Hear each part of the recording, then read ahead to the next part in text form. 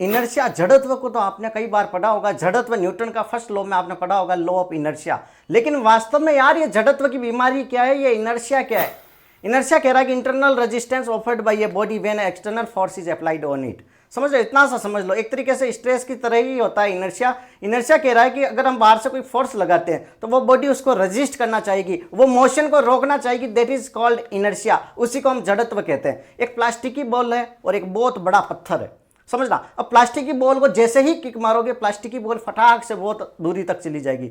लेकिन पत्थर को उतना का उतना अमाउंट के फोर्स की किक मारोगे तो ज़्यादा डिस्टेंस पर नहीं जा पाता है, क्योंकि स्टोन का मास बहुत ज़्यादा है। मास, स्टोन जो बड़ा पत्थर होता है उसका वजन काफ़ी ज़्यादा है, बॉल कितनी हल्की होती है। तो जितना ज़्यादा मास होगा, जितना ज़्यादा वजन होगा, उतना ज़्यादा इनर्शिया होगा। क्लियर है? क्वेश्चन पूछा जाता है बॉल और स्टोन किसमें सबसे ज्यादा इनर्शिया होगा, तो जिसका वेट ज्यादा होगा, जिसका मास ज्यादा होगा, उसमें सबसे ज्यादा इनर्शिया होगा।